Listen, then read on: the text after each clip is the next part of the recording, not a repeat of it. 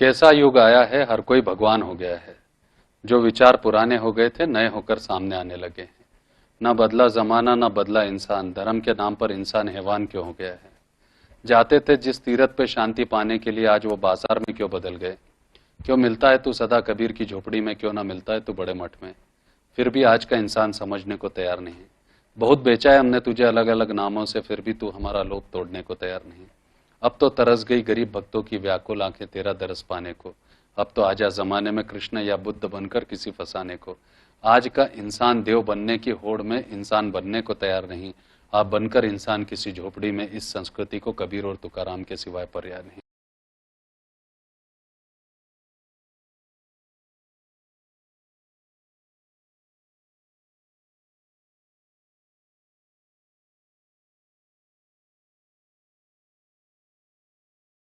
गुरुदेव, कलयुग में भावनाओं का मूल्यांकन क्यों नहीं है?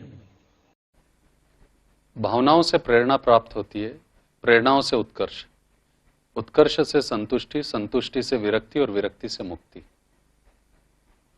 अगर आपने सुना होगा तो यह बहुत स्पष्ट रूप से कहा जाता है कि जब सतयुग था तो स्वर्ग में स्थान मिलने के लिए काफी समय लगता था, बड़ी बड़ी कतारें लगती थी। उसके बाद में भी स्थान मिलेगा कि नहीं, इसके प्रति शंका प्रकट की जाती थी। इसके विपरीत अगर आप सुनेंगे तो कहा जाता है कि कलयुग में भगवान बहुत जल्दी मिल जाते हैं और स्वर्ग में भी स्थान बहुत जल्दी मिल जाता है, क्योंकि वहां पर अब कोई कतारें नहीं है। इसका मूल कारण क्या है? इसका मूल कारण यह है कि जिस युग में हमारी मानसिकता नकारात्मक हो जाती है, आत्मबल कमजोर हो जाता है, संघर्ष विहीनता आ जाती है और सद्गुणों के प्रति चिंतन समाप्त हो जाता है, तो ऐसे युग को कलयुग बोला जाता है। मूलतः कलयुग और सतयुग में एक ही अंतर है, एक ही फर्क है। जिस युग में मनुष्य या मानव अहंकार विहीन होकर ज्ञान आत्मसात कर उस ज्ञान को संरक्षित रखते हुए उस ज्ञान का व्यापक प्रचार प्रसार करता है, उस ज्ञान का सदुपयोग करता है, उसे सतयुग बोला जाता है। पर जब मनुष्य ज्ञान को अपने व्यवहारिक कर्म से जोड़कर अपने फायदे के लिए उपयोग करता हो और मात्र स्वयं का स्वार्थ सिद्ध करने में लगा हो, ऐसे युग को जब ज्ञान को व्यवहारिक बनाकर प्रकट किया जाता हो या ज्ञान को बेचने का रूप सामने आता हो, चाहे वो धर्म क्षेत्र का हो, सामाजिक क्षेत्र का हो, शिक्षण क्षेत्र का हो, स्वास्थ्य क्षेत्र का हो, जब ज्ञान बिकने लगता है तो कलयुग है। और जब ज्ञान देव रूप में पूजा आ जाता है तो वो सतयुग कहलाता है। अब मूलतः जो प्रश्न है वो है भावनाओं का। तो सबसे पहली आवश्यकता तो यह है कि भावनाओं का निर्माण कहां से होता है। बहुत सामान्य तरीके से बताया जाता है कि एक मनुष्य के अंदर 22 पीढ़ी मां की और 22 पीढ़ी पिता की। अगर हम साइंस को देखते हैं तो साइंस भी बहुत क्लियरली बोलता है 22 क्रोमोसोम्स एक्स क्रोमोसोम्स और 22 क्रोमोसोम्स वाई क्रोमोसोम्स। जो मनुष्य का शरीर है ये 600 खरब अमीबा सेल से बना होता है, ऐसा विज्ञान बोलता है, प्रमाणित है। पर दूसरी तरफ विज्ञान एक बात को और बोलता है कि मैंने मनुष्य का क्लोन बनाया। अगर आप देखें तो उसमें नया क्या किया गया है? अगर उस अमीबा को अगर हम तोड़ दें, दो भागों में बांट दें, तो दो अमीबा तैयार हो जाएंगे। उसी तरीके से मानव का क्लोन भी दो रूप से तैयार किया जा सकता है। इसमें नया उसने कुछ नहीं किया है, नियंता की प्रक्रिया का ही एक भाग उसने पूर्ण किया है। स्थितियां बदलती जाती हैं। कई वर्षों पूर्व हमने यह भी विचार नहीं किया था कि जब जगत गुरु तुकाराम पुष्पक विमान से जाते हैं, यह ग्रंथों में पढ़ा जाता था तो विचार किया जाता था क्या पुष्पक विमान होता है? आज हम उसके लिए प्रश्न चिन्ह बनाकर बैठे। पर आज हम हेलीकॉप्टर्स देखते हैं, एरोप्लेन्स देखते हैं। आने वाले 300 साल में जिस तरीके के विकास होने वाला है या फिर विकास की दर बनेगी, तो हो सकता है कि ये प्रमाणित सत्य भी कहीं ना कहीं छुपते चले जाएं और नए नए सत्य सामने आते जाएं। हर युग का अपना सत्य होता है। उसी तरीके से हर युग का अपना एक सौभाग्य होता है और दुर्भाग्य भी होता है। मूलतः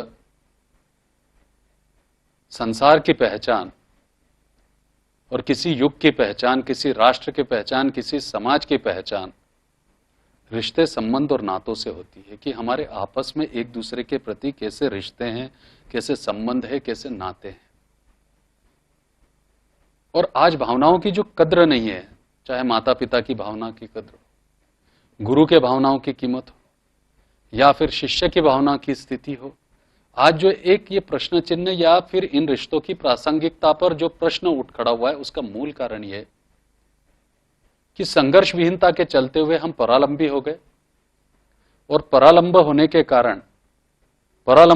कारण आज हमारे को प्रतिस्पर्धा के इस युग में, बढ़ते हुए विकास के इस युग में, तेजी से चलते हुए इस युग में अपना अस्तित्व भी बचा के रखना है और साथ में पद प्रतिष्ठा जो कि संपत्ति से जुड़ गया है उसे भी कमाना है। तो इस आपाधापी में कब हम चिंतन भूल गए, और चिंतन जब तक नहीं करेंगे, किसी तत्व का विचार नहीं करेंगे, तब तक भाव कैसे निर्माण होंगे? हिरणी जब तक नाभि से कस्तूरी उत्सर्जित नहीं करेगी तब तक हिरण को आकर्षित नहीं कर सकती। उसी तरीके से किसी भी व्यवस्था को विचार में लाए बगैर, किसी भी मनुष्य तत्व को का विचार किए बगैर आपके अंदर भाव निर्माण ही नहीं हो सकते। और फिर वो भाव निर्माण होने के बाद में उनको जो शक्ति प्रदान करता है, जो उन्हें स्थिरता देता है, सदृढ़ता देता है, उसे बोलते हैं गुण, जिसे परमेश्वर बोला जाता है। और ये गुण जब चिंतन ना होगा या फिर मां से संस्कार और पिता से संघर्ष की स्थिति जब आप जोड़कर नहीं देखेंगे तो आपके पास में पुरुषार्थ नहीं होगा। और जब आपके पास में पुरुषार्थ नहीं होगा तो आप दूसरों के बुद्धि के अनुसार या दूसरों के मत के अनुसार कार्य करेंगे। और जब आप दूसरे की बुद्धि और मत के अनुसार कार्य करेंगे तो आपके पास निर्णय क्षमता नहीं होगी। और जब आपके पास में निर्णय क्षमता नहीं होगी तो आप एक रूप से मानसिक और आत्मिक रूप से गुलाम रहेंगे। और जो मानसिक और आत्मिक रूप से गुलाम होते हैं, वो गुलाम किसी भी भावना के या फिर गुणों के पास तक नहीं जा पाते या उनको स्पर्श नहीं कर पाते। तो मूलतः आज मनुष्य व्यवहारिकता का गुलाम हो चुका है। और व्यवहारिकता का गुलाम होने के कारण उसे इस गुलामी से फुर्सत ही नहीं मिल पाती कि वो किसी व्यवस्था के प्रति या किसी स्थिति के प्रति चिंतन करे। इसलिए भावना निर्माण होने का प्रश्न नहीं है और भावना निर्माण नहीं हो पाती। इसलिए आज सतयुग की बात करें तो पत्थर को हमने भगवान बनाया है, पर कलयुग की बात करें तो पत्थर को भगवान बनाने वाला इंसान खुद पत्थर का बन गया है। ये अंतर है। तो भावनाओं की जो कीमत है वो गुण व्यवस्था से आती है। और गुण व्यवस्था का सबसे अच्छा प्रकट भाव जो रहता है या फिर जो प्रकट रूप रहता है वो रहता है नाते, संबंध और रिश्ते। वर्तमान युग में हम रिश्तों के महत्व को खोते जा रहे हैं, संबंधों के अर्थ भूलते जा रहे हैं और इसके कारण आज हम परिपूर्ण होते हुए भी अशांत हैं, दुखी हैं और हजारों लाखों रुपया शांति शिविरों में खर्च करने के बाद में भी ना तो आत्मिक शांति मिलती है, ना मानसिक शांति मिलती है। आज भी जिसे पवित्र नदियों से संबंध का महत्व मालूम है, निसर्ग से संबंध का महत्व मालूम है, जिसे अपने माता पिता से लेकर अपने बच्चों के साथ साथ सामाजिक जो ऋणानुबंध है उसका महत्व मालूम है, अर्थात भाव मालूम है या उसके प्रति भाव है, वो आज भी सुखी है, और जिसके अंदर भाव नहीं है वो आज भी दुखी है।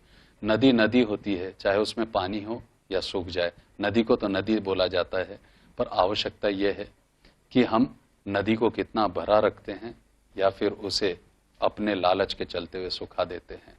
जीवन एक नदी के समान है जो प्रवाहमान होना चाहिए, हमेशा बहते रहना चाहिए। आनंदित रहती हुई नदी लाखों का जीवन का उद्धार करती है, हजारों प्राणी प्रजातियों को अपने साथ रखती है और इस वसुंधरा को भी पानी पिलाती है। अगर आप देखें तो हरियाली का प्रतीक, संवेदना का प्रतीक ये नदी है, और मनुष्य का जीवन भी एक नदी के समान होता है। पर आज हमने इतने बांध दिए हैं कि उस नदी का प्रवाह रुक गया है, और ये बांध को हम विकास के नाम से जोड़कर देखते हैं, जो कहीं ना कहीं पर भूकंप का कारण बनते हैं। इसलिए प्रत्येक क्षण मानव के जीवन में एक भूकंप का झटका आता रहता है। गुरुदेव, अगला विश्व युद्ध पानी की वजह से हो सकता है? जहां विश्व में आज 40 करोड़ लोगों को पीने को पानी नहीं है, आने वाले अगले 40 वर्षों में लगभग 400 करोड़ लोगों को पीने को पानी नहीं रहेगा। यानी भारत जैसे समूचे 4 देशों में विश्व में से पानी गायब हो जाएगा। अब ऐसे स्थिति में आप ही विचार करिए कि युद्ध होगा कि नहीं। अगर आप देखें कि युद्ध की नीतियों का, युद्ध की स्थितियों का अगर अभ्यास करें तो आवश्यकताओं के चलते हुए युद्ध हुए हैं, और हमेशा से अन्न जल दारिद्रता ये असंख्य वर्षों की त्रासदी रही है। प्रत्येक युग में मनुष्य ये अन्न जल और दारिद्रता के भूमिकाओं से लड़ता है, उस पर जीतता है, उस पर विजय पाता है और अपने आप का समाधान खोजता है, उससे विकास तय करता है। तो अगर किसी भी राष्ट्र को अगर विकसित होना है तो उसे अन्न जल की समस्याओं से निवारण पाना बहुत आवश्यक है, और अपनी जल की आपूर्ति और अपने जल की आवश्यकताओं को पूर्ति करने के लिए कोई भी राष्ट्र किसी भी स्थिति तक जाएगा। सबसे पहले तो यह भूमिका को खोजा जाएगा कि हम समुद्र के जल को किस तरीके से उपयोग में ला सकते हैं, जो हमारे पास में संसाधन उपलब्ध है उसको हम कैसे बचा सकते हैं। पहले खुद को बचाने की भूमिका रहेगी, पर जब सामने दिख जाता है कि अगर खुद को बचाने में हम अपने आप को असमर्थ पा रहे हैं तो फिर आक्रमण की भूमिका सामने आ जाती है। तो जीवन में अगर आप देखेंगे तो मनुष्य से लेकर प्राणी से लेकर जंतु पहले रक्षात्मक रहते हैं और बाद में फिर आक्रामक होते हैं। कुछ दिन पहले अगर आपने देखा होगा तो टेलीविजन पर एक चित्र आया था, एक शिकारी बंदूक से निशाना साध रहा था बारहसिंगे के पास में जाकर। उससे लगा बारहसिंगा क्या मारेगा, पर बारहसिंगा बड़े गुस्से में आ गया और उसने उस शिकारी को अपने पैरों से कुचल कर मार दिया। जिस तरीके से हम जल के संसाधनों का उपयोग कर रहे हैं या दोहन कर रहे हैं, और दोहन करते हुए जिस तरीके से हम जल देवता का अपमान कर रहे हैं, उसका सबसे बड़ा प्रमाण है कि जो पानी से इंसान अपनी प्यास बुझाता है, वही प्यासा पानी सुनामी बनकर इंसान को पी जाता है। तो ये एक रिवर्सेबल है। एक तरीके से जो प्यासा पानी इंसान को पी गया, वो प्यासा पानी युद्ध भी करवा सकता है। उस पानी की प्यास के लिए युद्ध भी हो सकते हैं। इसलिए अगर मनुष्य जल को संकट में डालेगा तो जल राष्ट्र को संकट में डालेगा, और कोई भी राष्ट्र विश्व को संकट में डाल सकता है। तो जिस तरीके से जीवन जीने के लिए शरीर में प्राण होना आवश्यक है, ठीक उसी प्रकार से कोई भी जीवन के लिए आपके जल का भी उतना ही महत्व है, आपके जीवन में जल का भी उतना महत्व है। इसलिए जिस तरीके से जल के बगैर मछलियां नहीं जी सकती, उस तरीके से जल के बगैर प्राणी भी नहीं जी सकता, ये सृष्टि भी नहीं जी सकती, ये पृथ्वी भी नहीं जी सकती। हमको जीना है इस भावना के साथ। अगर संसाधनों की कमी आ गई तो निश्चित विश्व युद्ध को हम संकेत नहीं दे रहे, अपितु आमंत्रित कर रहे हैं। परंतु इसे टाला भी जा सकता है अगर समय रहते हम सचेत हो जाएं और इस संसाधन का सदुपयोग करके जल ही जीवन है ये तो सब बोलते हैं, परंतु जीवन का अर्थ ही जल है, इस संकल्पना के साथ अगर हम आगे आए, जल ये कलयुग का धर्म है और इसे हम आचरणमय स्थिति से सेवा करते हुए संकल्पित भाव से रक्षण करेंगे। अगर यह भावना हमारे पास में आ गई तो निश्चित तौर पर हम विश्व युद्ध को टाल भी सकते हैं। गुरुदेव, आज के भौतिक समस्याग्रस्त जीवन में मानसिक शांति के लिए सरल सुगम साधना कैसी हो? वर्तमान युग में अगर आत्मिक, मानसिक और शारीरिक, आत्मिक यानी विष्णु, मानसिक यानी ब्रह्मा और शारीरिक यानी महेश, ये तीनों तत्वों को एकाकार करके हमारे अंदर के दत्तात्रेय को अगर हमें प्रसन्न करना है या फिर प्रकट करना है, तो सहज और सरल रूप से बताने की आवश्यकता यह है कि मनुष्य का जीवन ही सीखते रहने के लिए हुआ है। प्रत्येक क्षण जब हम गुण धारण करते हैं, प्रत्येक क्षण हम जो गुण धारण करते हैं और उसे अपने जीवन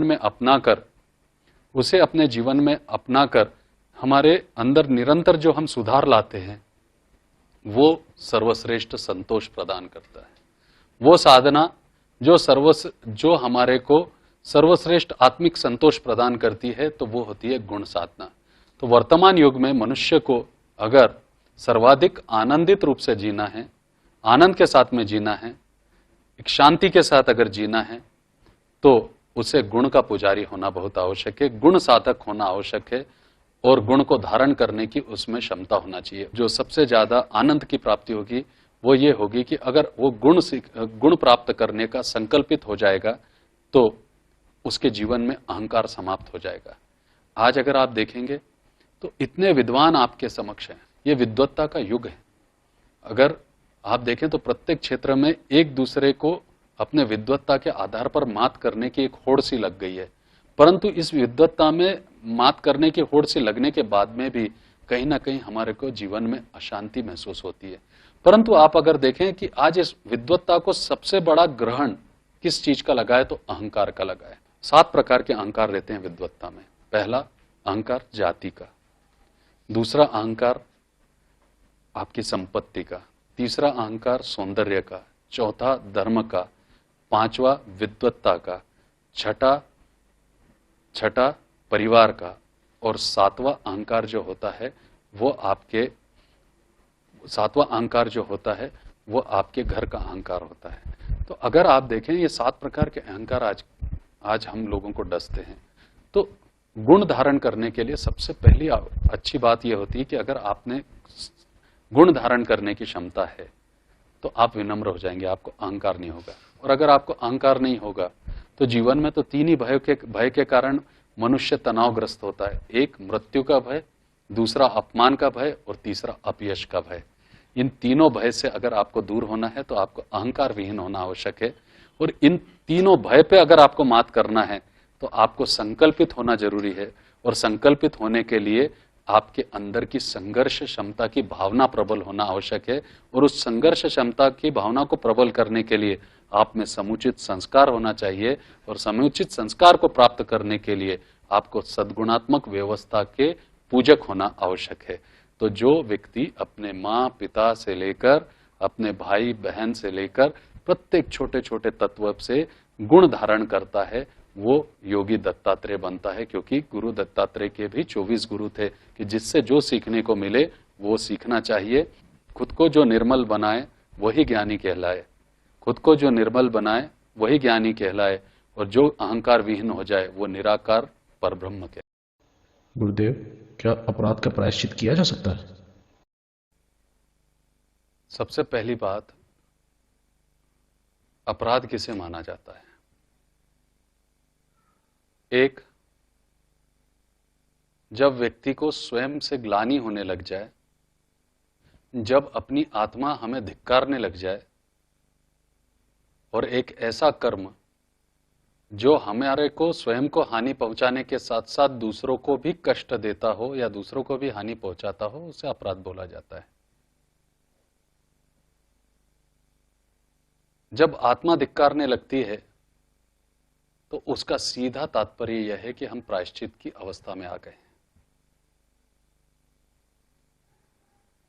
क्योंकि आत्मा तभी धिक्कारेगी जब आपको उसका अनुभव होगा, आपकी गलतियों का अनुभव होगा, आपकी गलतियों की तरफ ध्यान चले जाएगा, या कहा जाए कि आपकी सुप्त पड़ी हुई संवेदना उस तत्व के लिए जागृत हो जाएगी।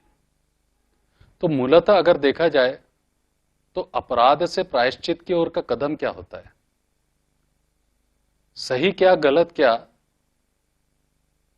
इसको समझकर अवगुणों को त्याग करके सद्गुणों को धारण करना यानी प्रायश्चित होता है। गुरुदेव, कर्मयोग किसे कहा जाता है? जीवन में जो हम नियम निर्माण करते हैं या जो नियमों को धारण करते हैं गुरु तत्व से, पहले मां, फिर पिता, फिर जो हमारे आत्मिक, बौद्धिक और शारीरिक प्रगति करता है वो गुरु। ये गुरु के विचारों को धारण करना इन्हें अपना नियम बोला जाता है, और उन विचारों से सहमत होकर दृढ़तापूर्वक उस पर आचरण करना इन्हें सिद्धांत होता है।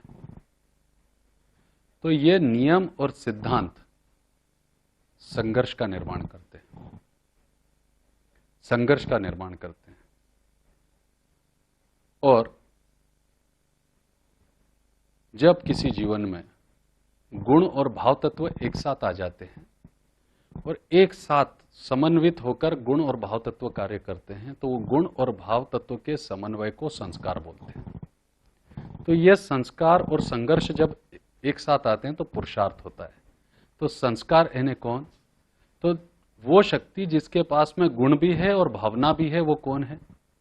वो मां है, जो वात्सल्य के रूप में, जो ममता के रूप में है और पहले गुरु के रूप में हमारे सामने है। जन्म लेने के बाद में बच्चा भगवान को नहीं देखता, ना ही वो भगवान को पहचानता है, ना ही बच्चे ने अपने गुरु को देखा होता है, चाहे वो ईश्वर का अवतार हो चाहे सामान्य जीव हो। प्रत्येक बच्चा जन्म लेने के बाद में अगर उच्चारण करता है तो मां करता है, क्योंकि उसके सामने भगवान का जो रूप होती है या भगवान के रूप में जो प्रकट होती है वो मां होती है। तो पहला नेतृत्व वो मां से सीखता है, बोलना, चलना, हंसना, खेलना, रोना, सब कुछ। यानी पहली जो शिक्षा प्राप्त होती है उसे अपनी मां से प्राप्त होती है। इसलिए संस्कार, प्रथम गुरु कौन है? तो मां होती है। फिर जब थोड़ा बड़ा हो जाता है तो परिस्थितियां बदलती है, और जब वो भाव और संस्कारों के साथ चलते हुए जब वो थोड़ा आगे चलता है और जब घर के दरवाजे या चौखट को लांग कर बाहर जाता है, तो जीवन के व्यवहारिक सत्य, मित्र, शत्रु, रिश्तेदार, सभी से उसका आमना सामना होता है। और ऐसे समय पर वो नियम और सिद्धांतों की दृढ़ता बनाकर अपना अस्तित्व निर्माण करने की प्रक्रिया में जब लगता है तो अपना पिता को सामने रखता है। उसका दूसरा गुरु होता है उसका पिता, जो उसे संघर्ष सिखाता है कि विषम से विषम परिस्थितियों में भी किस तरीके से दृढ़तापूर्वक खड़े रहा जा सकता है अपने सिद्धांतों पर, अपने नियमों पर, जिसे संघर्ष बोला जाता है। यह संघर्ष सीखने के बाद में जब ये संघर्ष और संस्कार एकत्रित रूप से आते हैं तो पुरुषार्थ का निर्माण करते हैं। और ये पुरुषार्थ में जब उस युग की व्यवस्था, प्रवृत्ति और परिस्थिति को पहचान कर उस युग का विचार उसे गुरु से प्राप्त होता है, तो इस योग को कर्म में बदलते हुए समय नहीं लगता। इसे कर्मयोग बोला जाता है। गुरुदेव, ज्ञान योग किसे कहा जाता है? इंद्रियों से उत्पन्न विचार और समस्त विचारों का केंद्र यानी आत्मा, और आत्मा से उत्पन्न जिज्ञासा, और उस जिज्ञासा से निर्माण हुए प्रश्न यानी तुम्हारा मन, और उस जिज्ञासा को शांत करने के लिए आत्मा और मस्तिष्क का संबंध यानी कि तुम्हारी बुद्धि। जब आत्मा से लेकर बुद्धि विद्या के साथ जुड़ जाती है और उस विद्या में प्रत्यक्ष अथवा अप्रत्यक्ष रूप से आपको अनुभव प्राप्त होते हुए आपके अंदर की परिपक्वता आपको विकास के दौर से बांधकर बढ़ाती है, तो उस योग को ज्ञान बोला जाता है। अर्थात वो विचार जो आपके जीवन में प्रश्न निर्माण करते हैं और वो विचार जो आपके प्रश्नों का उत्तर स्वयं दे देते हैं, अर्थात स्वयं के उत्पन्न किए गए प्रश्नों का हल और समाधान स्वयं के उत्तरों से खोजना, इस योग को ज्ञान योग बोला जाता है। जिस तरीके से सिद्धार्थ बूढ़ा व्यक्ति क्यों होता है या व्यक्ति बूढ़ा क्यों होता है, मृत्यु क्यों आती है, शरीर बीमार क्यों होता है, इन प्रश्नों का उत्तर खोजते हुए जब सिद्धार्थ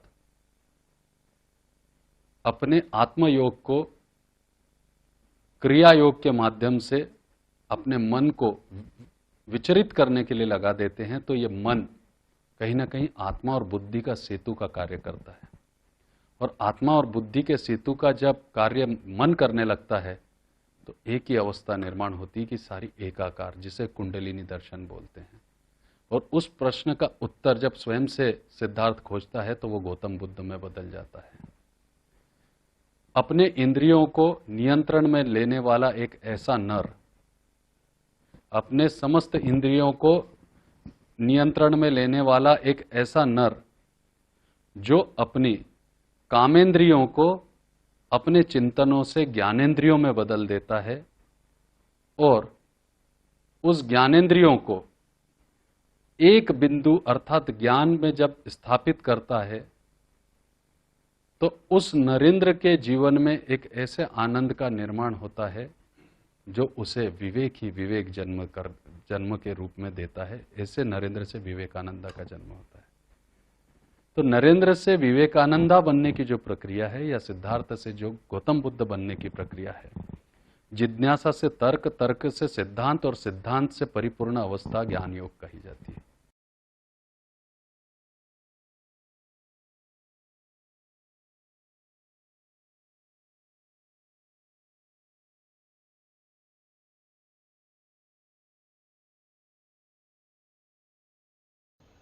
गुरुदेव, आध्यात्म क्या है? A knowledge which cannot be documented but can be experienced in a form of peace and happiness with realization is a spiritualism.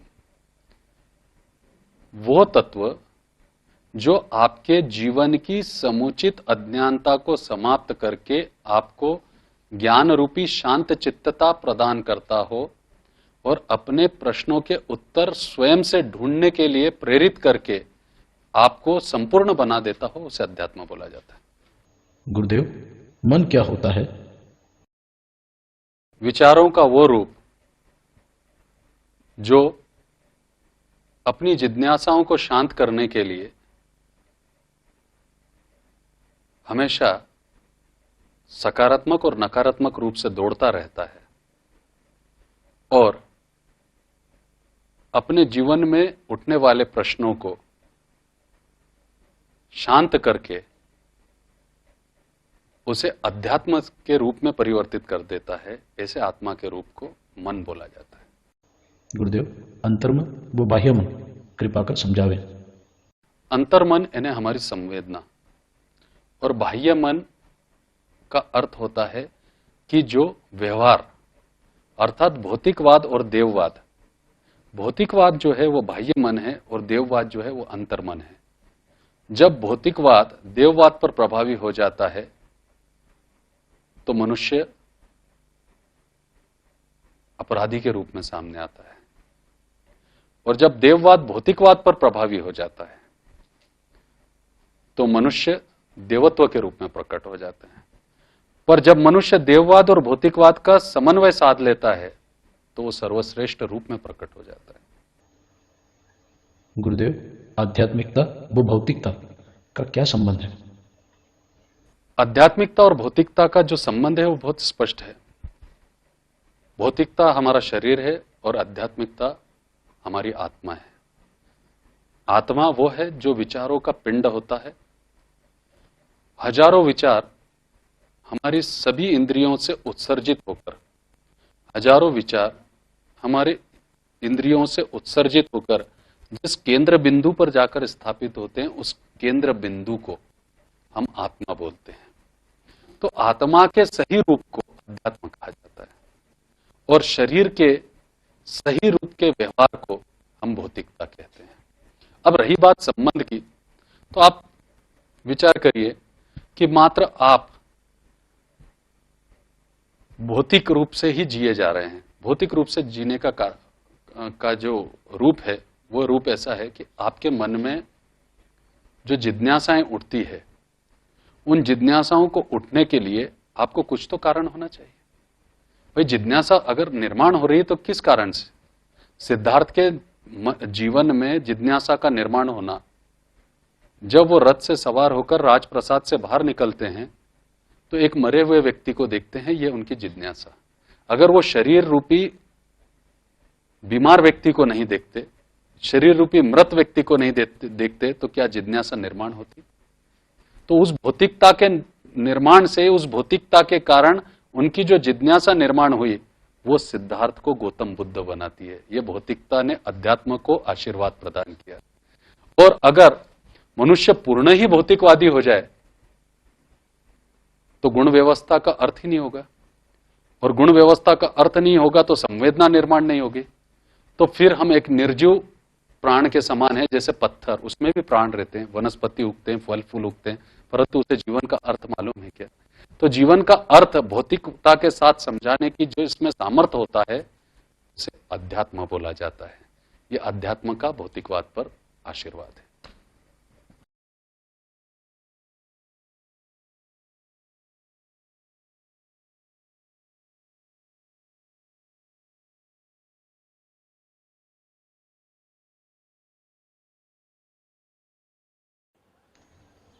गुरुदेव, विश्व में भारतीय जनसंख्या सबसे बड़ी मानवीय शक्ति के रूप में उभर रही है। इस विशाल जनशक्ति का उपयोग किस प्रकार, किस दिशा में किया जाए जिससे समग्र विश्व का निर्माण हो? जिस जिस युग में जनसंख्या के आधार पर अन्न और जल का नियोजन कर लिया जाता है, उस युग को सतयुग बोला जाता है। पर जिस जिस युग में जनसंख्या के आधार पर अन्न और जल का नियोजन नहीं हो पाता, वो युग कलयुग कहलाता है। बढ़ता हुआ अपराध, आतंकवाद, सामाजिक ग्लानि या फिर बेरोजगारी, भ्रष्टाचारिता का प्रश्न, ये सब किस कारण से उद्भव होते हैं? अगर उसके कारण को अगर हम देखें तो कहीं ना कहीं पर हम नीति नियोजन बनाते समय जनसंख्या का ध्यान नहीं रख पाते, और जनसंख्या का ध्यान न रख पाने के कारण उस युग में बढ़ती हुई प्रतिस्पर्धा जनसंख्या के चलते हुए, और उस प्रतिस्पर्धा में अपने अस्तित्व की खोज, अपनी पहचान बनाने की एक होड़, इस स्थिति में मनुष्य कब संवेदन विहीन हो जाता है, यही पता नहीं लगता है। तो आज बढ़ती हुई जनसंख्या के लिए सबसे बड़ा जो धर्म है, वो धर्म यह होता है कि आप प्रत्येक क्षण कितने कर्तव्य पारायण हैं, आप कितने कर्तव्य के प्रति सजग हैं। क्योंकि मूलतः अगर आप देखेंगे कि आज प्रत्येक व्यक्ति अधिकार की बात करते हुए दिखाई देता है, परंतु उन अधिकारों के साथ साथ कर्तव्यों की भी आवश्यकता होती है, इसके बारे में कुछ नहीं, कोई सोचने को तैयार नहीं। आज वर्तमान युग में अगर आप देखें तो दो तरीके की प्रतिस्पर्धाएं चल रही है। एक वर्ग ऐसा है जो ये मान के चलता है कि शास्त्रों ने बुद्धि को रचा है,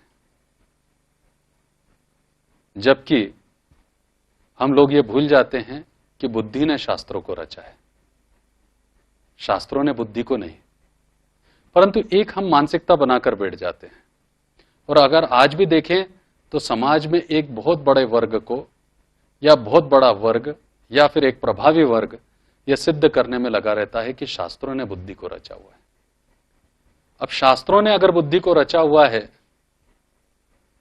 तो इस युग की बुद्धि कैसा होना चाहिए, जो कि जनसंख्या पर या जनसंख्या के अनुरूप धर्म का निर्माण कर सके। अगर जनसंख्या के अनुरूप धर्म का निर्माण करना है तो सबसे पहली बात यह है कि कोई भी जनसंख्या हो, वो जनसंख्या रहती जिस तत्व में है या जिसके साथ रहती है उसे समाज बोला जाता है। और जिस समाज में आप जन्म लेते हैं उस समाज के प्रति आपके कुछ कर्तव्य होते हैं, कुछ उत्तरदायित्व होते हैं। प्रत्येक मानव जीवन का एक ही बोध होता है, वो शरीर का जो अस्तित्व न जाने, वो आत्मा क्या जो विरक्ति न जाने। अगर आप अस्तित्ववान ना हो सके तो आपको पहचाने का कौन? और अगर आपकी पहचान ही नहीं बन पाए तो आपके जीवन का अर्थ क्या है? क्योंकि मनुष्य का जीवन ही विकास के लिए हुआ है और विकास करने के लिए उसे समग्र गुण और भावना तत्व दिए गए हैं। इसलिए अपने आप को निरंतर विकसित करते रहना, निरंतर विकसित करते रहने के साथ साथ उस विकास का जो रूप है वो अपने अस्तित्व के नाम पर दिखाना कि मेरा अस्तित्व है।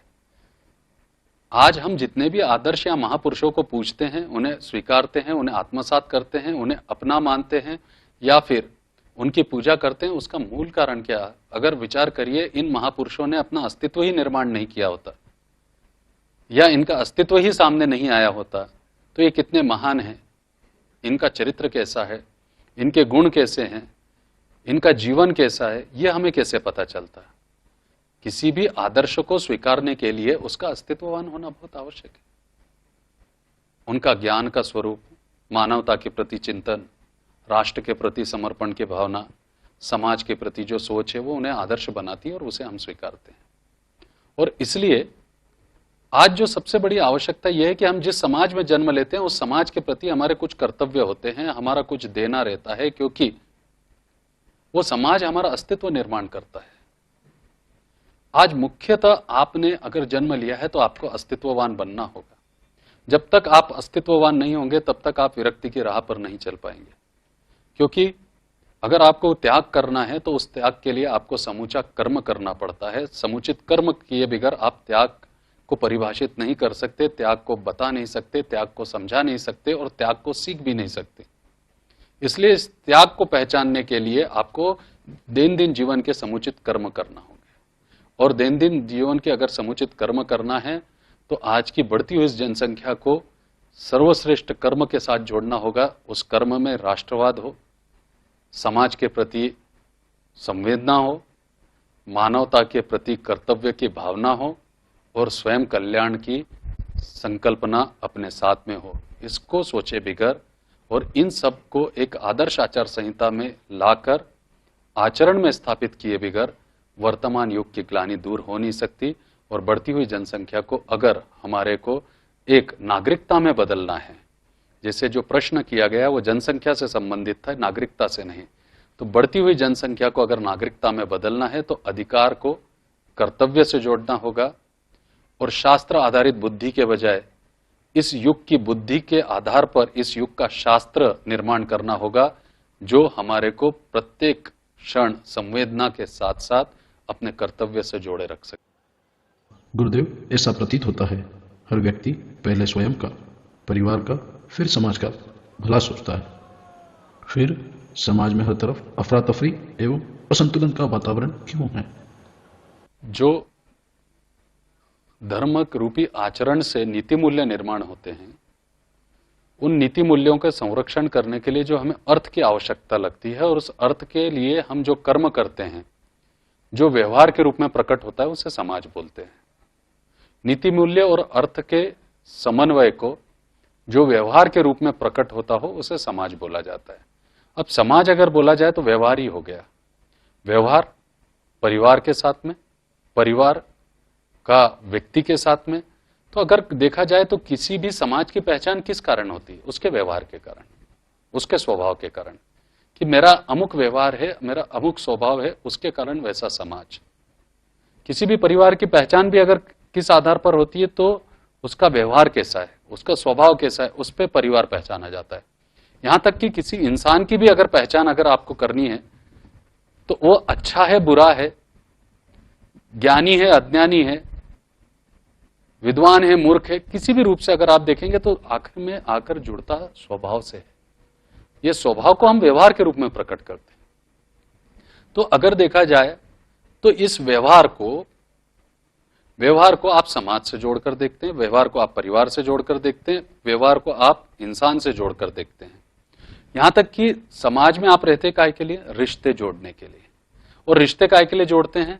ताकि हम एकात्मकता के साथ रह सकें। एकात्मकता किस लिए? ताकि हमारा कोई नुकसान ना कर सके, हमारी हानि ना हो सके, हम शांति से जी सके, आनंद से जी सके, इसके लिए समाज होता है। पर सबसे पहली बात यह कि धार्मिक आयोजनों की बाढ़ आने के बाद में भी, जगह जगह पर सामाजिक संगठनों का उदय होने के बाद में भी, जातिगत संगठन खड़े होने के बावजूद भी, अगर आप देखेंगे कि समाज की ग्लानि इसलिए दूर नहीं हो पाती क्योंकि हम जाति सूचक समाज पर विश्वास करने लगे हैं। जाति सूचक समाज पर विश्वास करने के कारण प्रत्येक जाति व्यवस्थाएं अपनी व्यवस्था को प्रभावी बनाने के लिए समाज का उपयोग करने लगी है। दूसरा, उस समाज को अपने नाम से उपयोग करने के कारण प्रत्येक व्यक्ति को लगता है यह समाज मेरा है, और यह समाज मेरा होने के कारण मेरा वर्चस्व इस समाज पे रहेगा, तो बाकी की जो जातियां हैं वो अधीन रहेगी। और झगड़ा यहीं से शुरू हुआ है कि सामाजिक असंतुलन यहां से हुआ कि प्रत्येक जाति अपना वर्चस्व सिद्ध करने के लिए ये जो जाति सूचक समाज का निर्माण कर बैठी है, उसके कारण समाज आज बुरी तरह से बढ़ चुका है। दूसरी बात अगर देखें तो जाति सूचक समाज में दो नई जातियों का समाविष्ट हुआ, एक अमीर और एक गरीब। मठों से लेकर मंदिरों तक और मंदिरों से लेकर अगर प्रत्येक स्थानों पर अगर आप देखेंगे कि एक वर्ग तो ऐसा है कि 6-6 महीने तक बाजार की रोशनी तक देखने को जिसको नसीब नहीं होती, मात्र 2 जून की रोटी कमाने के लिए, अपने बच्चों का पेट भरने के लिए साल साल भर तक रास्ता क्या होता है या फिर बाहर की रोशनी क्या होती है, उस वर्ग को दिखाई नहीं देता है। पर दूसरा वर्ग एक ऐसा भी है जो एक वर्ग को पाव भर सब्जी खरीदने में 1 महीना लग जाता है, वहां आज भी अगर आप देखोगे तो दूसरे वर्ग को आज 500 रुपए किलो की सब्जी खरीदने में भी कोई गुरेज नहीं होती। एक तरफ एलकेजी में जाने वाले बच्चे के लिए 1.25 से 1.5 लाख रुपए का फीस प्रति माह देने के लिए हम तैयार हैं, और दूसरी तरफ अगर आप देखो तो 1.25 रुपए भी फीस भरने के लिए कहीं ना कहीं एक मां रोती हुई या फिर तड़पती हुई दिखाई देती है। ये जो दो व्यवस्थाएं हैं, और उन व्यवस्थाओं में प्रतिस्पर्धा, अमीरों को और अमीर बनना है, और उसमें जो कई उपजातियां निर्माण हो गई, गरीबों को अमीर बनना है, उसमें जो कई उपजातियां निर्माण हो गई, खरबपति, अरबपति, करोड़पति, लखपति, ठीक उसी प्रकार से गरीबों की भी अपनी एक रेखाएं हो गई है। अब ये रेखाएं आगे आगे सरकती जा रही है, और ये सरकती हुई समाज को पीछे छोड़ती हुई जा रही है, और उसके कारण असंतुलन की स्थिति निर्माण होती है। हम समाज व्यवस्था की जब बात करते हैं तो जिस समाज के लिए हम लड़ाइयां लड़ते हैं, जिस समाज के लिए दंगे होते हैं, उस समाज के लिए जब आप बम बनाने के लिए लाखों रुपया इकट्ठा कर सकते हो, तलवारें खरीदने के लिए लाखों रुपए इकट्ठा कर सकते हो, दूसरों निर्दोषों की जान लेने के लिए आप करोड़ों रुपया आप स्वाहा कर देते हो, और उसे कहीं ना कहीं पर धर्म के नाम से जोड़कर अपने आडंबरपूर्ण अस्तित्व की लड़ाई लड़ते हुए अपना वर्चस्व सिद्ध करने का प्रयत्न करते हो, तो मेरा एक प्रश्न यह भी है, क्या उस समाज की बच्चियों की, जब निर्धन बच्चियों का विवाह नहीं होता, तो बम बनाने के लिए आपके पास में पैसा है, तलवारें खरीदने के लिए आपके पास में पैसा है, पर निर्धन कन्याओं के विवाह के लिए आपके पास पैसा नहीं। जिस जाति के लिए आप लड़ रहे हो उस जाति के लिए आपके पास में पैसा नहीं है। जिस समाज के लिए आप लड़ रहे हो उस समाज के लिए आपके पास में पैसा नहीं। उस समाज के बच्चों को शिक्षण देने के लिए, उस समाज के गरीब वर्ग को स्वास्थ्य सुविधाएं देने के लिए आपके पास पैसा नहीं। मात्र उस समाज के लिए आपको लड़ना है, और लड़ना इसलिए ताकि आपका स्वार्थ सिद्ध हो सके, आपका अस्तित्व बचा रह सके, ताकि आप अपने ही समाज को पहले गुलाम बनाएं और बाकी समाज को गुलाम बनाने के लिए आप तैयार हो सके। तो ये जो व्यवस्था है, अगर आप देखेंगे, एक गरीब झोपड़ी, 5 लोग उस झोपड़ी में रहते थे, 3 गरीब बच्चे और माता पिता। बाजू में एक बड़ा सेमिनार लगा हुआ था, और सेमिनार था ग्लोबल वार्मिंग के ऊपर।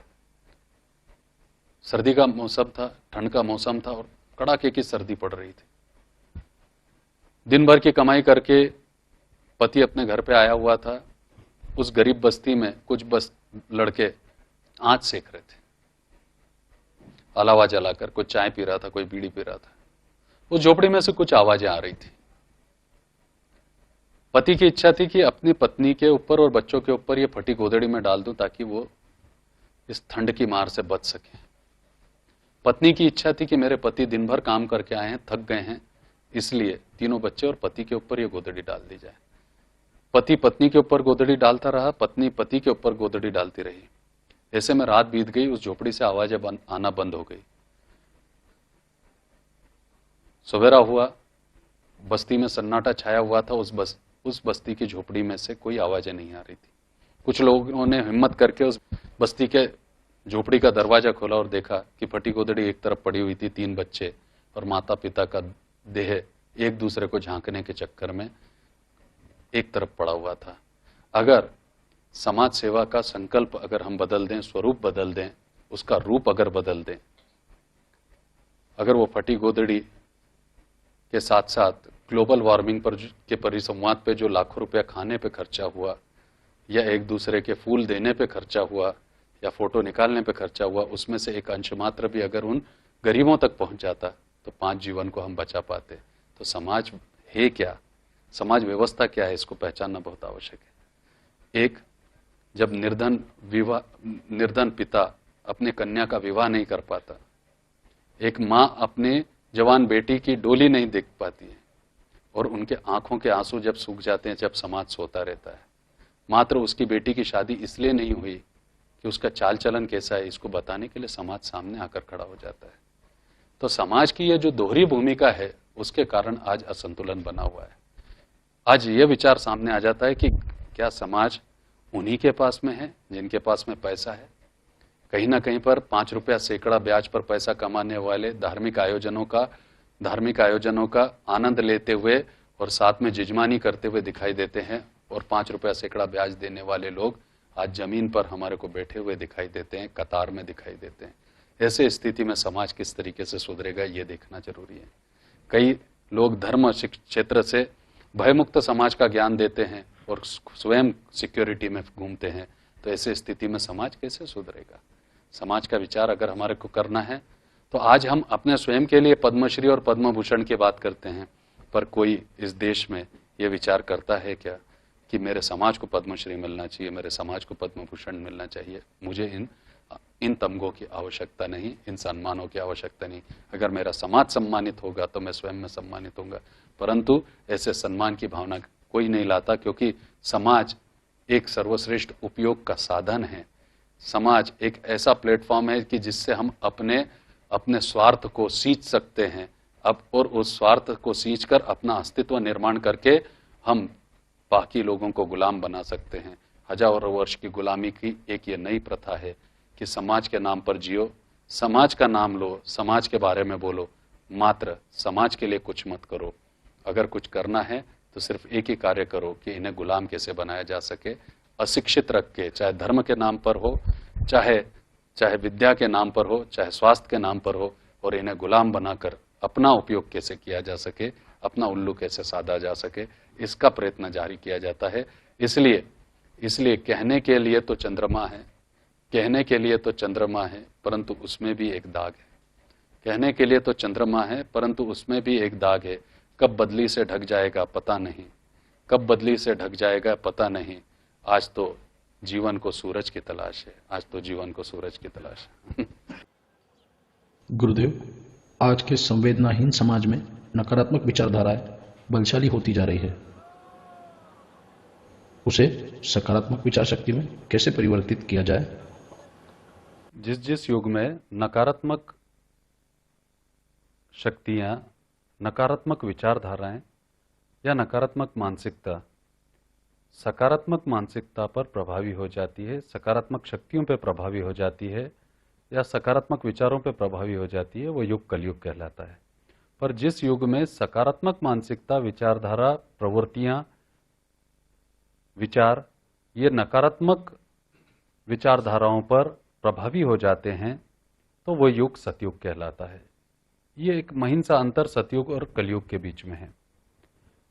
अब सबसे पहली बात यह है कि नकारात्मकता बोला किसको जाता है कि जब इंसान संवेदन विहीन होते हुए मात्र बाह्य अर्थात भौतिक अर्थात मटेरियलिस्टिक चीजों के बारे में ही सोचता है और उन सब भौतिक चीजों को अपने से जोड़कर देखता है और अपने से जोड़कर उसमें अपना सुख तलाशता है और उस सुख में लेश मात्र भी अपने आत्मा का भाव भी नहीं जोड़ता है या फिर कहीं पर अपनी भावनाओं को उससे जोड़कर नहीं देखता, भौतिकता से भी अपनी भावनाओं को जोड़कर नहीं देखता, तो ऐसी स्थिति में जो विचार निर्माण होते हैं अपनी भावनाओं के माध्यम से वो नकारात्मक रूप से होंगे। या फिर अगर स्पष्ट रूप से कहा जाए कि जब हम मात्र स्व कल्याण की बात करते हैं और उस स्व कल्याण में भी हमारा सिर्फ भौतिक स्वार्थ होता है और उस भौतिक स्वार्थ से हम कई स्तर पर खुद को सहानुभूति का पात्र बनाते हैं, सहानुभूति का पात्र बनाकर लोगों के सामने लेके जाते हैं, चाहे परिवार हो, चाहे समाज हो, चाहे राष्ट्र हो। तो ये सहानुभूति का पात्र हम स्वयं को इसलिए बनाते हैं कि कहीं ना कहीं हमारे अंदर संघर्ष विहीनता रहती है, और जब संघर्ष विहीनता आपके अंदर होगी तो स्वाभाविक रूप से आपकी वृत्ति पलायनवादी होगी। और जब पलायनवाद वृत्ति रखेंगे, अगर आप पलायनवादी वृत्ति रखेंगे तो निश्चित तौर पर आपको कहीं ना कहीं पर अपने चरित्र को, अपने व्यक्तित्व को छुपाने के लिए झूठ का सहारा लेना पड़ेगा। तो अगर आप देखें कि संघर्ष विहीन जीवन में पलायनवाद के चलते हुए आपको कितनी बार झूठ बोलना पड़ता है, और झूठ बोलने के साथ साथ चातुराई से अपने व्यक्तित्व को किस तरीके से छुपा के रखना पड़ता है। तो ये चतुराई से जो अपने व्यक्तित्व को समाज में प्रकट करना पड़ता है, परिवार में प्रकट करना पड़ता है, इस चतुराई के कारण जो एक शक्ति आपके अंदर निर्माण होती है वो शक्ति है नकारात्मक शक्ति कहलाई जाती है। और सकारात्मक शक्ति किसको बोला जाता है, तो बहुत सीधी और सहज बात है कि जो जितना अहंकार विहीन होगा उसमें उतने ही गुण धारण करने की क्षमता होगी। अब अहंकार विहीन ये कैसे निर्माण होगा, ये भी एक बड़ा प्रश्न है। अहंकार विहीनता के लिए आपके अंदर एक संवेदनशीलता, एक संवेदना का भाव और आप परिपूर्ण से एकाग्रचित होना आवश्यक है। पर यह भी कैसे संभव है, तो यह संभव होता है संस्कार वृत्ति से। और इस संस्कार वृत्ति के लिए आपको बालक आश्रम, गृहस्थ आश्रम, वानप्रस्थ आश्रम और संन्यास आश्रम, ये 4 अवस्थाएं दी गई थी। और मनुष्य के जीवन को भी ये 4 भागों में बांटा गया, 25 वर्ष, 50 वर्ष, 75 वर्ष और 100 वर्ष। अब ये जो 100 वर्ष की आयु है ये 4 आश्रमों के लिए निर्धारित की गई। बाल्य आश्रम ये ज्ञान प्राप्त करने के लिए, गृहस्थ आश्रम ये कर्म करने के लिए, वानप्रस्थ आश्रम ये अनुभव के लिए और संन्यास आश्रम ये आनंद के लिए। बाल्य अवस्था में प्राप्त किया हुआ या बाल्य आश्रम में आपने जो ज्ञान प्राप्त किया है उस ज्ञान का कर्म जो है गृहस्थ आश्रम में परिवर्तित हो जाता है, या फिर गृहस्थ आश्रम में वो ज्ञान का कर्म दिखाई देता है। और इस ज्ञान के कर्म से जो यश अपयश अनुभव जीवन के आते हैं वो अनुभव आपका वानप्रस्थ है। इस अनुभव से आप अपने समाज को बलशाली बनते हैं। यानी बाल्य आश्रम हमारे लिए, स्वयं के लिए, गृहस्थ आश्रम परिवार के लिए, वानप्रस्थ आश्रम ये समाज के लिए, और सबसे अंतिम आश्रम होता है संन्यास आश्रम।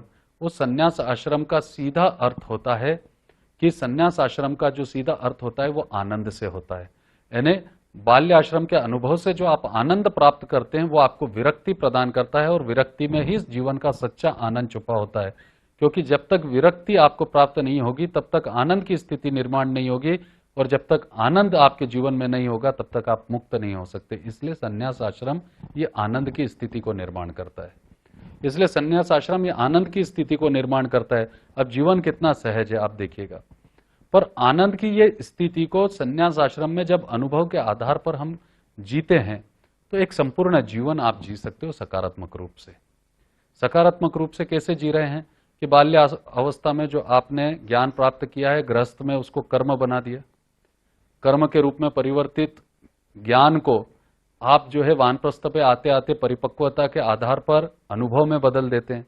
उस अनुभव को आप अपने नाती पोतों में बांटते हैं, उस अनुभव को आप अपने बच्चों में बांटते हैं, उस अनुभव को आप रिश्तेदारों में बांटते हैं, और उस अनुभव को आप समाज में भी देते हैं। मुख्यतः देखेंगे तो पारिवारिक जिम्मेदारी से निवृत्त होने के बाद में हमारी भारतीय संस्कृति के दर्शन में आपको समाज सेवी लोग दिखाई देंगे कि कहीं ना कहीं हमारी जवाबदारी पूरी हो गई, अब हमारे को समाज के लिए कुछ देना है। सहज चर्चाओं में भी या फिर गोष्ठियों में भी आपको ये स्पष्ट बात दिखाई देगी कि जो मध्यम आयु के लोग हैं वो स्पष्ट रूप से कहते हुए दिखाई देंगे कि नहीं, बहुत कर लिया परिवार के लिए, स्वयं के लिए, अब मेरे को कुछ समाज के लिए करना है। और जब समाज के लिए तो वो आनंद रूपी राष्ट्र के लिए, विश्व के लिए और अपने भगवान के लिए, यानी अर्थात परमात्मा भी क्या बोलता है कि प्रत्येक कर्म को पूर्ण किए बगैर मैं तुझको प्राप्त नहीं हो सकता। इसलिए परमात्मा को भी प्राप्त करना होता है तो आपको संन्यास आश्रम में विरक्ति की आवश्यकता होती है, आनंद की आवश्यकता होती है। इसलिए परम तत्व जो है वो अंतिम छोर पर इसीलिए खड़ा होता है। सब बोलते हैं कि ज्ञान की सीमा नहीं होती, पर एक बात है कि ज्ञान की एक जगह पे सीमा निर्धारित की गई है। ज्ञान के अंतिम छोर पर मानवता का मंदिर होता है, जिसमें परमपिता परमेश्वर आनंद के रूप में स्थापित होता है या आनंद के रूप में वास करता है। तो ज्ञान का एक छोर है और वो छोर है मानवता के मंदिर के लक्ष्य पर जाकर। इसलिए अब ये बात हो गई सकारात्मक। अब प्रश्न यह होता है कि हमने अपनी व्यवस्थाओं को बिगाड़ दिया है। कलयुग कैसे निर्माण हुआ? आज मुझे एक बात स्पष्ट रूप से आपसे भी समझना है और आप अपने खुद को चिंतन करके देखें कि जो गृहस्थ आश्रम का कर्म है वो आप बाल्य आश्रम में कर सकते हैं क्या? जो बाल्य आश्रम का कर्म है वो आप संन्यास आश्रम में कर सकते हैं क्या? और जो संन्यास आश्रम का कर्म है वो क्या आप गृहस्थ आश्रम में कर सकते हैं? परंतु आज विकास के नाम पर कहीं ना कहीं पर शरीर को महत्व देना, बुद्धि को अपना महत्व देना, आत्मा को अलग महत्व देना और एक ही जीवन के एक ही जीव के कितने भाग कर दिए हमने। शरीर अपने सत्व को और अपनी खुशी ढूंढता हुआ कहीं ना कहीं भटकता रहता है। आत्मा अपने प्रसन्नता को टटोलती रहती है, अपने लिए शांति खोजती रहती है। ठीक उसी प्रकार से बुद्धि भी सब तरफ भटकती हुई दिखाई देती है अपने विकास के लिए। अब एक व्यक्ति और तीन जगह पे बढ़ गया। अब हुआ यह है कि कहीं ना कहीं पर हमने यहां पर गलती की है। हमने जो ये आश्रम व्यवस्थाएं हैं, इस आश्रम व्यवस्था को कहीं ना कहीं से हमने इसको असंतुलित कर दिया और इसको असंतुलित करने से ही जो समाज में असंतुलन निर्माण हुआ, परिवारों में असंतुलन निर्माण हुआ, यहां तक कि व्यक्ति के आचरण में जो असंतुलन निर्माण हुआ, उसके चलते हुए राष्ट्र असंतुलित हुए, विश्व असंतुलित हुआ, सृष्टि असंतुलित हुई है, प्रकृति असंतुलित हुई है, नियम असंतुलित हुआ। तो ये असंतुलन ही जो है नकारात्मकता होती है। और जो सामाजिक संतुलन है, राष्ट्रीय संतुलन है, जो एक विश्व की शांति के लिए जो संतुलन है, सृष्टि, नियम, परिवार, समाज, इसको जो संतुलन बैठाने की जो प्रक्रिया है वो सकारात्मकता होती है। आज मुख्यतः प्रत्येक व्यक्ति अपने स्वयं के लिए विद्रोह कर रहा है। आज प्रत्येक संबंधों में अपेक्षा के साथ एक दूसरे को देखा जाता है और जब अपेक्षा पूर्ण नहीं होती तो खिन्नता आ जाती है और वो खिन्नता कहीं ना कहीं हमारे को परिवार समाज से काटकर अलग लेकर जाती है। खुद का स्वार्थ पूर्ण न होने के कारण हम भूल जाते हैं कि हमने संघर्ष किया या नहीं किया, परंतु दूसरे पर दोषारोपण करते हैं, नकारात्मक भाव का सर्वश्रेष्ठ रूप अपन प्रकट करते हैं और ये सिद्ध करने में लगे रहते हैं कि मेरे साथ कितना अन्याय हुआ। और इस सहानुभूति का पात्र बनकर जब हम सब लोगों में घूमते हैं और देखते हैं कि सहानुभूति प्राप्त करते करते हम कहीं ना कहीं हम कुछ अलग हैं, हमारा व्यक्तित्व कुछ अलग है, हमारा स्वरूप कुछ अलग है, ये दिखाने के लिए जब हम अपने आप को परिवार में, समाज में, राष्ट्र के सामने विद्रोही की भूमिका में सामने लाकर रखते हैं, तो ये विद्रोह की क्रांति खुद के स्वार्थ के लिए होती है। इसलिए आज सामाजिक ग्लानि बन गई है, क्योंकि आज प्रत्येक व्यक्ति खुद के स्वार्थ के लिए विद्रोह करने पर उतावला हो रहा है, अपने अधिकारों के लिए विद्रोह करने पर उतावला हो रहा है। इसलिए सामाजिक क्रांति के लिए कोई विद्रोह करने के लिए तैयार नहीं। इसलिए नकारात्मक शक्तियों का उदय तीव्रता से हो गया, क्योंकि सकारात्मक शक्तियों के निर्माण करने के लिए आपको समुचित चिंतन लगता है। परिस्थितियों के साथ साथ आपको स्थितियों के साथ साथ किसी भी व्यक्ति के प्रति संवेदना रखते हुए आप जब चिंतन करेंगे तो सकारात्मकता निर्माण होगी। परंतु अगर उसे आप बाह्य रूप से देखेंगे तो एक बाह्य रूप से होने के कारण आपके वो स्पर्शानुभव नहीं होगा और स्पर्शानुभव नहीं होगा तो अमृतानुभव आप प्राप्त नहीं हो सकता, और अमृतानुभव प्राप्त हुए बगैर आप जीवन में सकारात्मकता निर्माण कर नहीं सकते। अर्थात विष भी आपके अंदर है, अमृत भी आपके अंदर है। आवश्यकता इस बात की है कि हम कलश को पहचाने कि किस कलश को हमको खोलना है, अमृत का या विष का। आज चिंतन न होने के कारण हम विष का कलश गलती से खोल बैठते हैं और वो विष परिवार, समाज और राष्ट्र में बुरी तरीके से फैल जाता है और उसे ठीक होने में हजारों वर्ष लगते हैं, जिसे कलयुग बोलते हैं। गुरुदेव, क्या निर्धनता इतनी बुरी होती है कि प्रतिभावान बच्चे भी शिक्षा से दूर रहते हैं? अगर ये बच्चे शिक्षा ही नहीं ले पाएंगे तो राष्ट्र का विकास कैसे होगा? निर्धनता बुरी नहीं होती है, बुरी होती है व्यवस्थाएं।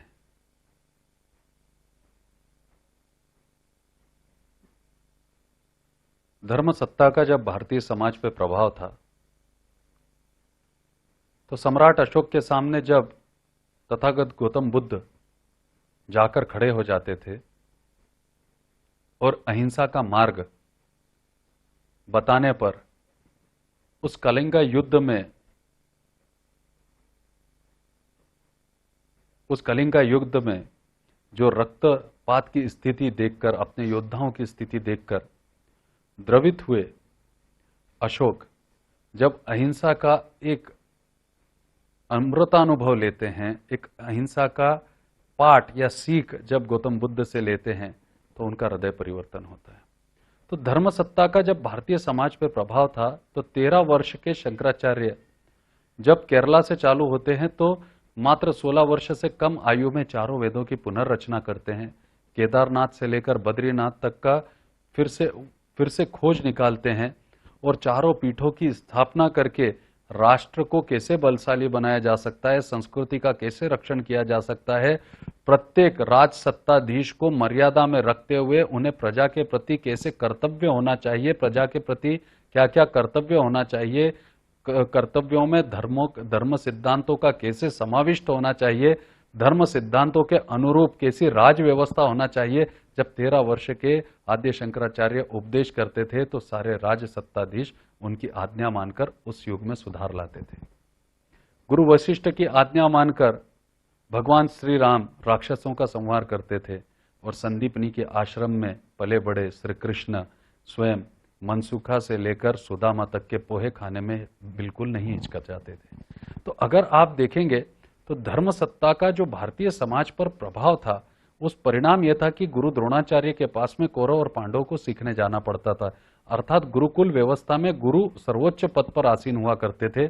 चाहे राजा हो चाहे प्रजा हो, सबको गुरु का आदर करना अनिवार्य होता था और गुरु भी उसी मर्यादा के साथ रहते थे कि जब आर्य चाणक्य प्रधानमंत्री बनते हैं तो एक दिए से रात्र भर तेल लगाकर इसलिए काम करते हैं एक झोपड़ी में कि मेरी प्रजा की जो संपत्ति है या जो प्रजा का जो धन है वो व्यर्थ में खर्च ना हो जाए। तो इस तरीके का धर्म सत्ता का भारतीय समाज पर प्रभाव, आचार्य चाणक्य जैसे व्यक्तित्व एक चोटी में गठान लगाकर मगध के शक्तिशाली सम्राट महानंद का शासन क्षणों में समाप्त कर देते हैं। अमात्य राक्षस जैसा विद्वान महामंत्री होने के बाद में भी महानंद को गद्दी छोड़नी पड़ती है। और जो अपना प्रश्न है कि निर्धनता, वहां वो निर्धन बालक, एक सामान्य परिवार से आया हुआ बालक चंद्रगुप्त मौर्य को मगध का सम्राट बना देते हैं। तो निर्धनता ये कभी अभिशाप नहीं होती, व्यवस्था ये एक बहुत बड़ी अभिशाप है। यही व्यवस्था शिक्षण क्षेत्र में आड़े आती है, धर्म क्षेत्र में आड़े आती है, और यही व्यवस्था अगर आप देखेंगे तो स्वास्थ्य क्षेत्र से लेकर आपके पद प्रतिष्ठा से लेकर नाते संबंध सब जगह पर यही व्यवस्था कहीं ना कहीं कारण बनती है। और इसी व्यवस्था के कारण आज समाज हजारों वर्ष से गुलाम बना हुआ है। कभी किस रूप में, कभी उसे अशिक्षित धर्म के नाम पर रखकर बनाया गया, कभी अशिक्षित विद्या के नाम पर रखकर बनाया गया, कभी स्वास्थ्य के नाम पर डराकर बनाया गया, अब आतंकवाद के नाम पर डराकर बनाया जा रहा है। कन्या भ्रूण हत्या जैसी निर्गुण प्रक्रिया को एक मां के गर्भ में दूसरी मां को खत्म करने की एक सुनियोजित वंशवाद को बढ़ाने की साजिश के चलते हुए किया जा रहा है। ठीक उसी प्रकार से ग्लोबल वार्मिंग की दुहाई देते हुए अंधाधुंध वनों की कटाई की जा रही है। 40 करोड़ लोगों को पीने को पानी नहीं और 400 करोड़ लोगों अगले 40 साल में 400 करोड़ लोगों को पीने को पानी नहीं रहेगा। ऐसे स्थिति में आज अगर आप देखें तो ये व्यवस्था दोषी है, और वो व्यवस्था तब दोषी बनती है कि जब नेतृत्व को पहचानने की क्षमता प्रजा में खो जाती है। प्रजा अगर पूर्ण रूप से मात्र भौतिक सुखों की तलाश में बढ़ जाए और प्रजा का भी चिंतन अगर समूल रूप से नष्ट हो जाए, मात्र भौतिक विकास की आंधाधुंध दौड़ में या फिर प्रतिस्पर्धा में जब प्रजा नेतृत्व के प्रति गंभीर नहीं होती, नेतृत्व शून्यता निर्माण हो जाती है, तो निर्धनता भी अभिशाप बनकर सामने आती है। वो व्यवस्था का ही एक रूप होती है। गुरुदेव, कन्यादान एक श्रेष्ठ दान होते हुए भी अपनी सामाजिक स्थिति वर्षों से ऐसी क्यों है कि कन्या का जन्म ही अपने पिता के लिए एक बोझ बन जाए? राजा जनक की पहचान जानकी से है, और जानकी की भी पहचान राजा जनक से भारतीय संस्कृति है। भगवान श्री राम के कालखंड से भगवान श्री कृष्ण के द्वापर युग को अगर आप देखें तो हम जिस कन्या की बात करते हैं और उस कन्या का जो स्त्री रूप है वो मां यशोदा के रूप में है, मां देवकी के रूप में है। कहीं ना कहीं वो माता रुक्मणी के रूप में है और कहीं वो बहन सुभद्रा के रूप में है। कहीं ना कहीं वो द्रौपदी का स्वरूप लेकर सामने है, जो कि पांचाल देश की वैभवता के समान है और अर्जुन जैसे सर्वश्रेष्ठ वीर की भार्या है। अगर आप देखें तो वेदों को अध्ययन करके देखेंगे तो भारतीय संस्कृति में, भारतीय परिवार प्रणाली में और भारतीय मूल विचारों में स्त्री को मातृत्व के रूप में एक बड़ा महत्व दिया गया है, और ये एक बड़े शक्तिशाली रूप से परिवार की स्थितियों को संभालने में, परिवार के अस्तित्व को निर्माण करने में, परिवार के व्यक्तित्व का चरित्र उभारने में और साथ में सुख और शांति के प्रतीक है। कालखंड बदला जब हमारी मातृशक्तियां बहुत ज्यादा प्रभावी रही, तो एक व्यवस्था ने विचार किया कि अगर ये बहुत प्रभावी रहेंगी, उस कालखंड में मातृशक्तियां सर्व प्रकार की पूजन, सर्व प्रकार के मंत्र, सर्व प्रकार के निर्णय, परिवार के सारे महत्वपूर्ण निर्णय पुरुषों ने कर्म करना और मातृत्व शक्तियों ने, स्त्रियों ने अपने विचार प्रकट करना। यानी स्त्रियों के विचार और पुरुषों का कर्म, स्त्रियों के विचार ये संस्कार के रूप में पहचाने जाते थे और पुरुषों का कर्म ये संघर्ष के रूप में पहचाना जाता था। इस तरीके से संस्कार और संघर्ष मिलकर पुरुषार्थ का निर्माण करते थे, और वो पुरुषार्थ उनके शिशु के रूप में आगे इस संस्कृति का रक्षण करता था, इस भारतवर्ष को देवदीप्यमान बनाए रखता था, इस भारतवर्ष को विकसित करता था। यानी पुरुषार्थ क्या हुआ? उनका पुत्र। अब कितनी प्रभावी संस्कृति थी हमारी, पर जब एक व्यवस्था ने उसको देखा तो जो व्यवस्था ये चाहती थी कि अगर स्त्री को कमजोर नहीं किया गया तो हम राजसत्ता का सुख नहीं भोग पाएंगे, और एक मानसिकता है कि हमें गुलाम चाहिए, चाहे पशु के रूप में हो, चाहे पक्षी के रूप में हो, चाहे मानव के रूप में हो। स्वयं के स्वार्थ को सिद्ध करने के लिए, स्वयं के विलासिता को पूर्ण करने के लिए, कि अपनी वासना को शांत करने के लिए हमें गुलामों की आवश्यकता है। गुलाम शारीरिक रूप से चाहिए, मानसिक रूप से चाहिए और आत्मिक रूप से चाहिए। और इसलिए सुनियोजित तरीके से एक व्यवस्था ने रूप दिया और स्त्रियों को कुरीतियों के बीच में धकेल दिया, और स्त्रियों को कुरीतियों के बीच में धकेलते धकेलते जो स्त्री भारतवर्ष में मां काली के रूप में पूजी जाती है, मां सरस्वती के रूप में पूजी जाती है, मां लक्ष्मी के रूप में पूजी जाती है, मां गंगा के रूप में पूजी जाती है, राष्ट्र के रूप में पूजी जाती है, वही स्त्री दहेज के रूप में जलाई जाने लगी। वही स्त्री अपने गर्भ से अपने ही शिशु को गर्भपात करवाने लगी, या फिर उनसे करवाया जाने लगा, वंशवाद के चलते हुए, सामाजिक प्रतिष्ठा के चलते हुए। क्या इसमें मात्र पुरुष दोषी है या अकेली स्त्री दोषी है? यहां अगर आप देखेंगे तो किसी भी गर्भपात के पीछे स्त्री और पुरुष दोनों ही दोषी रहते हैं, चाहे वो परिवार के ज्येष्ठ हों, चाहे उनके परिवार के समकालिक हों। तो ये दोष किसका है?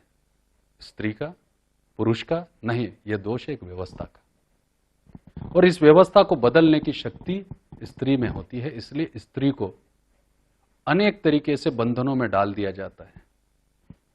व्यवस्था को बदलने की शक्ति स्त्री में कितनी है, यह मां जिजाऊ से सीखना चाहिए, जिन्होंने छत्रपति शिवराया को निर्माण किया। स्त्री में व्यवस्था को बदलने की शक्ति कितनी बड़ी है, यह माता सावित्रीबाई फुले से समझना चाहिए, जिन्होंने नारी शिक्षण का उदय किया। नारी शक्ति में व्यवस्था बदलने की कितनी बड़ी शक्ति है कि अपने सगे बेटे को हाथी के पैरों के नीचे देने की ताकत अगर किसी में है तो व्यवस्था को बदलने के लिए अहिल्या माता में है। मां बनकर व्यवस्था को बदलने के लिए प्रत्येक तीर्थों का जीर्णोद्धार करना हो तो आप मुझे बताइए कि स्त्री बोझ किसी?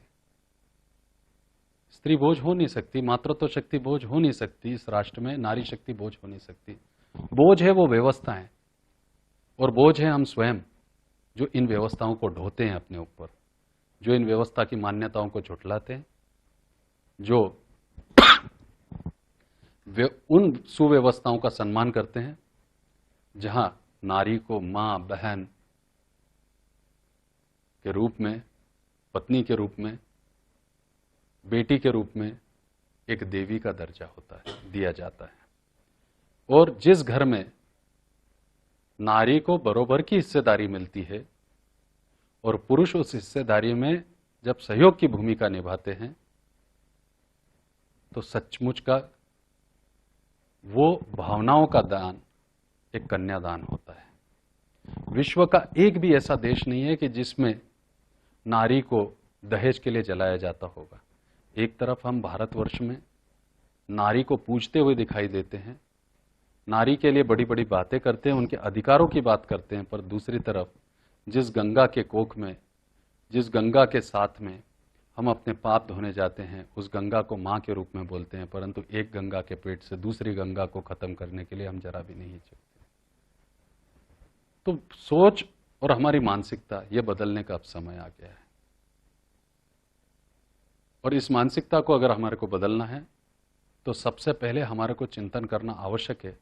जरूरी नहीं कि हजारों लोगों ने बैठकर ये चिंतन करना चाहिए, सबने अपने अपने परे से अपने अपने स्थिति के अनुसार चिंतन करना चाहिए कि आज कौन कौन सी कुरीतियां आज भी हजारों वर्ष से हमारे ऊपर लादी गई हैं। आज नारी को आधुनिकता के नाम पर तारीफों की आवश्यकता नहीं है। ये एक नए प्रकार का शोषण है कि आधुनिकता के नाम पर नारी की तारीफ करके उसका शोषण कर लिया जाए। आवश्यकता है कि नारी का हम सचमुच अंतर्मन से सम्मान करें, मां के रूप में, बहन के रूप में, बेटी के रूप में। इस मातृत्व शक्ति के सम्मान से, उसकी तारीफें, उसकी वाहवाही करने से कुछ प्राप्त नहीं होगा, परंतु उसको अगर सच्चा सम्मान देंगे तो निश्चित तौर पर पृथ्वी पर भी स्वर्ग का निर्माण होगा। वासनामय युग को अगर समाप्त करना है तो नारी की मातृत्व शक्ति की आधुनिकता के नाम पर तारीफें करना और स्वतंत्रता के नाम पर उनके फूहड़ प्रदर्शनों का उपयोग न करते हुए उन्हें सच्चे सम्मान के साथ में किस तरीके से हम संस्कृति के रूप में पूछ सकते हैं, सम्मान कर सकते हैं, तो निश्चित तौर पर मेरा मानना है कि हम इस व्यवस्था में परिवर्तन ला सकते हैं। नहीं तो व्यवस्था का रूप बदला है, आधुनिकता के रूप में व्यवस्थाएं, पहले नारी का अलग रूप से शोषण होता था, आज आधुनिकता के नाम पर शोषण किया जाता है, तारीफें करके शोषण किया जाता है। आवश्यकता है नारी शक्ति की प्रत्येक स्थिति को पहचान कर सम्मान करें। अगर हम सम्मान करने के पात्र बन गए तो निश्चित कलयुग में भी सतयुग आएगा। गुरुदेव, राजनीति का अर्थ क्या है? धर्म सिद्धांतों के रक्षण करने के लिए, अर्थ का नियोजन करने के लिए जो नीति बनाई जाती है उसे राजनीति कहा जाता है। गुरुदेव, राष्ट्र तत्व व ईश्वर तत्व में क्या अंतर है? कृपा कर समझाएं। राष्ट्र तत्व और ईश्वर तत्व को समझने के लिए सबसे पहले तत्व दर्शन क्या होता है यह समझना आवश्यक है। तत्व दर्शन से तात्पर्य होता है कि हमारे मूल विचारों की संवेदना और उन संवेदनाओं को कितने सामर्थ्य के साथ हम दूसरों तक पहुंचाते हैं, उन विचारों को हम किस रूप में प्रकट करते हैं और उन विचारों का क्या परिणाम समूह पर, समाज पर या अन्य व्यक्तियों पर होता है जिससे उनके जीवन में परिवर्तन आता है, उसे तत्व बोला जाता है। अब प्रश्न यह है कि राष्ट्र तत्व और देव तत्व में क्या अंतर होता है। तो सबसे पहले यह समझना आवश्यक है कि देव तत्व होता क्या है। मूलतः हम भारतीय अगर किसी कारण से पहचाने जाते हैं तो वो कारण क्या है? वो कारण होता है हमारा गुण व्यवस्था की पूजा, गुण व्यवस्था को धारण करने की क्षमता। सदृश्य हो, अदृश्य हो, निराकार हो, आकार हो, किसी भी स्थिति में हो, प्रत्येक स्थिति में गुण धारण करने की जो क्षमता हम में होती है या प्रत्येक स्थिति से जो गुण प्राप्त करने की ताकत हम में होती है या फिर भावना जो हम में होती है, वो गुण परमेश्वर होता है और उसे धारण करना इन्हें धर्म होता है। तो वो प्रत्येक गुण आप में सीखने का सामर्थ्य तैयार होता हो, आपके अस्तित्व निर्माण करने की शक्ति उसमें पैदा होती हो, उसे देव तत्व बोला जाता है। तो मूलतः गुण पूजा यानी देव पूजा होती है। जो हम बोलते हैं हम देव पूजा कर रहे हैं, हमें देव पूजा करना है। हम श्री राम की पूजा क्यों करते हैं? श्री अर्थात सर्वगुण संपन्न, सर्व संस्कारों से युक्त, सर्व संस्कारों से युक्त होते हुए प्रत्येक संस्कारों को कर्तव्य के माध्यम से जीने वाले तत्व को, जगने वाले तत्व को, समझाने वाले तत्व को, सीखने वाले तत्व को और आचरण में लाने वाले तत्व को श्री बोला जाता है। और जब उसके आगे रा जुड़ जाता है तो राष्ट्र को संबोधित करता है और म यानी राष्ट्र का मंगल करने वाला, अर्थात श्री राम से तात्पर्य हो जाता है कि ऐसा सर्वगुण संपन्न, चरित्र युक्त, पुरुषार्थ से परिपूर्ण, सामान्य जीवन जीते हुए असामान्य विचारों से अपने आप को देवत्व की श्रेणी में लाने वाला, जो स्वयं कल्याण के साथ पर कल्याण की कामना करता है, मर्यादा में रहकर माता पिताओं की सेवा करते हुए समूची प्रजा का ध्यान रखता है, भयमुक्त समाज की स्थापना करते हुए जो अपने राष्ट्र का मंगल कर देता है, उसे श्री राम बोला जाता है। ऐसा देव तत्व जब जन्म लेता है तो वो राष्ट्र तत्व में परिवर्तित हो जाता है। तो अगर देखा जाए तो राष्ट्र तत्व और देव तत्व में कोई भिन्नता नहीं होती, ये एक गुण व्यवस्था के एक भाग होते हैं। राष्ट्र को और देवत्व को हम अनुभव कर सकते हैं, आत्मसात कर सकते हैं, उनकी सेवा कर सकते हैं, मात्र जो है वो उन्हें सदृश्य रूप से आप अगर देखेंगे तो एक मिट्टी का दिखेगा और एक पत्थर का दिखेगा। आवश्यकता यह है कि इन्हें पत्थर के रूप में न देखते हुए, राष्ट्र को मिट्टी के रूप में न देखते हुए, इस मिट्टी को अगर हम कपाल पे लगाते हैं तो चंदन के समान सुशोभित हो जाती है। और उस पत्थर में हमारे को सुनने की भी क्षमता है, अगर इस चीज का भी हम ध्यान रखते हैं तो वो संवेदना भगवान का रूप लेकर सामने प्रकट हो जाती है।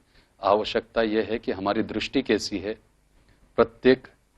प्रत्येक स्थिति में दोष, और दोष के साथ साथ अगर आप देखें तो सकारात्मक पहलू भी सिर्फ दृष्टि से आता है।